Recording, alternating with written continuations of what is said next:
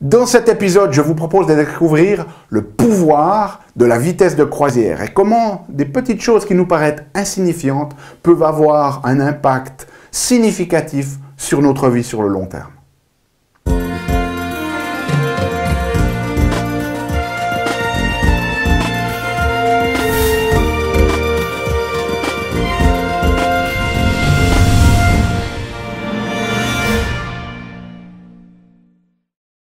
Parce que la vie est bien trop magique pour être petite et que nous avons tous besoin d'une prescription pour grandir en conscience et faire que nos rêves dévorent notre vie. Bonjour, je suis le Dr Yannick Pauly. Bienvenue à un nouvel épisode d'une grande vie. Vous le savez, chaque semaine dans ces épisodes, je vous propose de découvrir des stratégies simples mais efficaces pour grandir en conscience. Qu'elle soit d'ordre physique, émotionnel, psychologique ou spirituel, parce que c'est cette conscience qui est au cœur d'une vie pleinement vécue et de notre évolution en tant qu'être humain. Alors aujourd'hui, ce que je voulais faire, c'est partager avec vous une stratégie finalement assez simple, qui va en fait vous libérer très certainement d'un certain sentiment de culpabilité qu'on peut se mettre sur soi-même. C'est la stratégie en fait de la vitesse de croisière.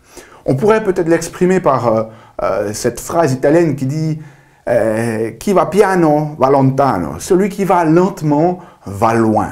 Okay? Et cet exercice était inspiré par une personne, j'avais acheté son livre à l'époque, c'est un auteur américain qui a écrit des livres, il y en a qui sont un petit peu plus sur la communication, d'autres qui sont un petit peu plus sur le design, et son nom est Nathan Berry. Et j'étais inspiré par un article qu'il a écrit où il parle de son expérience, où Nathan a écrit 3 livres en 9 mois.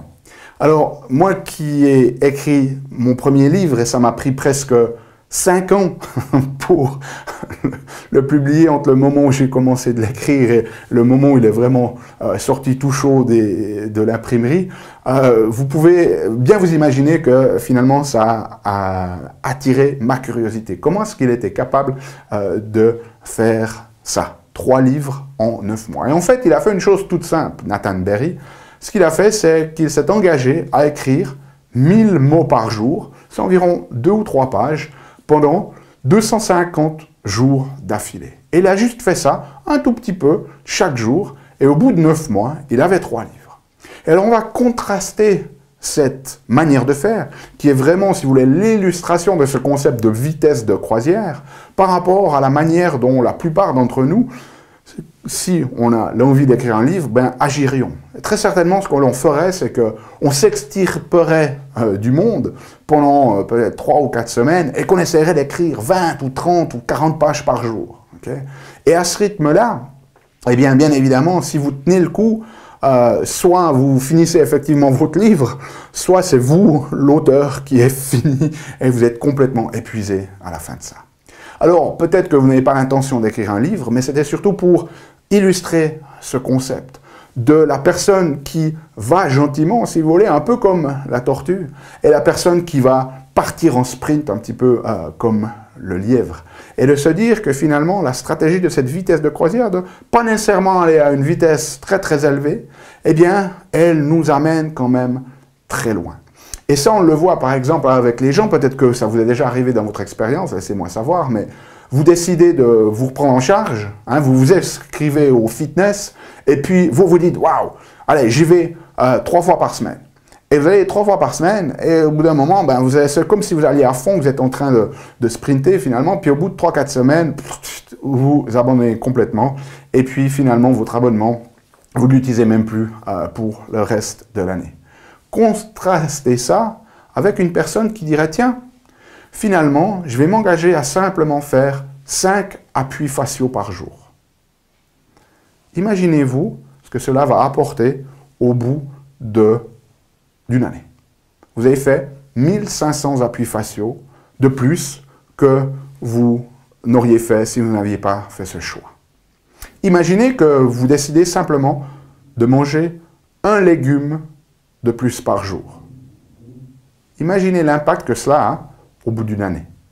Imaginez que dans votre relation de couple, vous décidiez de dire une fois de plus « je t'aime » par jour.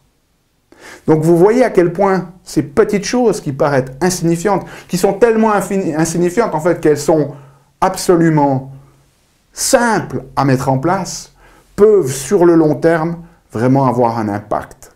Et cet impact, il est lié à ce qu'on appelle cette loi de l'effet composé. C'est-à-dire que si vous prenez 10 centimes et que ce 10 centimes, ben, vous le doublez chaque jour, c'est-à-dire le lendemain j'ai 20, le jour d'après j'ai 40, ensuite j'ai 80, pendant très longtemps ça paraît comme de rien, mais tout d'un coup, au bout d'un moment, on a une croissance exponentielle comme ça. Donc la notion, elle est la suivante. Si vous avez envie de changer un comportement, n'allez pas vous mettre la pression que si vous voulez faire du sport, vous devez nécessairement aller faire 5 jours par semaine, 1h30 dans une salle de gym. Parce que pour beaucoup d'entre nous, ça nous paraît tellement énorme qu'on ne va pas le faire. Si vous décidez de changer votre alimentation, vous n'avez pas nécessairement besoin de changer radicalement toute votre alimentation, de passer d'une alimentation traditionnelle européenne ou nord-américaine à devenir végétarien, par exemple, mais vous pouvez mettre un petit élément qui, sur la longueur, va vraiment avoir un impact. Dans votre relation aussi, vous n'avez pas besoin de tout chambouler, vous pouvez simplement faire une petite chose. Donc, l'exercice pour nous aujourd'hui, c'est de se dire, voilà, identifier le comportement que vous voulez changer. Est-ce que c'est faire un petit peu plus attention à votre alimentation? Est-ce que c'est reprendre une activité physique? Est-ce que c'est mettre un petit peu plus d'intentionnalité et de présence dans votre couple? Est-ce que c'est de développer un sentiment plus serein à l'intérieur de vous-même? Identifiez ce que vous avez envie de faire, ce que vous avez envie de changer, et ensuite posez-vous la question, quelle vitesse de croisière puis-je mettre en place? Pas besoin de quelque chose d'énorme. Si vous voulez améliorer votre alimentation, quel élément nocif de mon alimentation je décide d'éliminer ou quel élément positif je décide de rajouter? Juste un légume ou un truc de malbouffe que vous allez éliminer, un légume que vous allez rajouter. Si vous voulez remettre un peu de mouvement, qu'est-ce que vous allez faire? Allez peut-être marcher juste 5 minutes, commencez. Et puis, ou alors, faites 5 appuis faciaux. Si vous voulez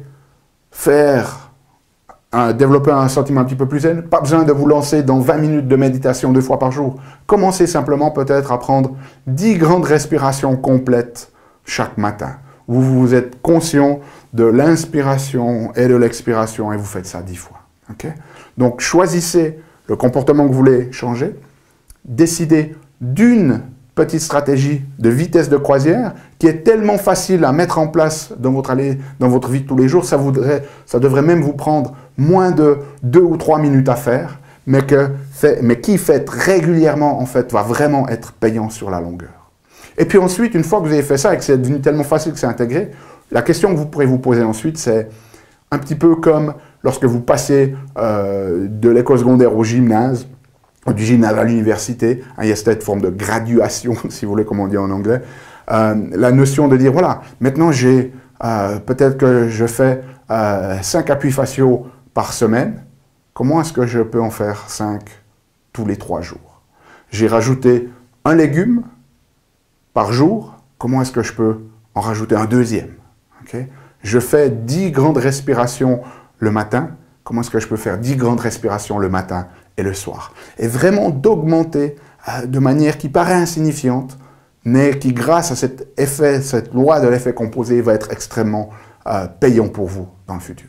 Donc laissez-moi savoir dans les commentaires quel est le comportement que vous avez décidé de changer, quelle est la stratégie de vitesse de croisière que vous allez mettre en place, et laissez-moi savoir comment ça se passe pour vous.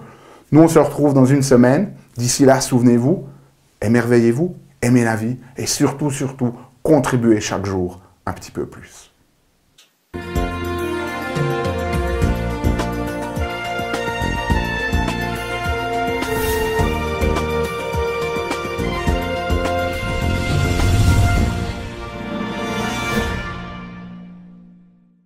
Salut, c'est Yannick. Alors, t'as aimé cet épisode? Sais-tu que tu peux rester connecté et même approfondir le sujet en faisant 3 choses? La première, tu peux t'inscrire à mon compte YouTube. De cette manière, tu seras informé des prochains épisodes. La deuxième chose que tu peux faire, c'est approfondir le sujet grâce à ce DVD, les 7 clés d'une grande vie. Il est complètement gratuit. C'est le DVD d'un atelier que j'ai fait de 2 heures environ qui explique les bases de la méthodologie et qui vous donne des exercices pratiques dans la méthodologie une grande vie. Donc il est gratuit, tout ce que tu as à faire c'est cliquer sur le lien. Et troisième chose, eh bien, je t'invite à me rejoindre sur mon blog où tu trouveras la transcription de cet épisode et aussi où tu peux t'inscrire, laisser ton email afin que je puisse t'envoyer les prochains épisodes. Donc moi je t'invite vraiment à recevoir ce DVD puisqu'il est gratuit. À bientôt.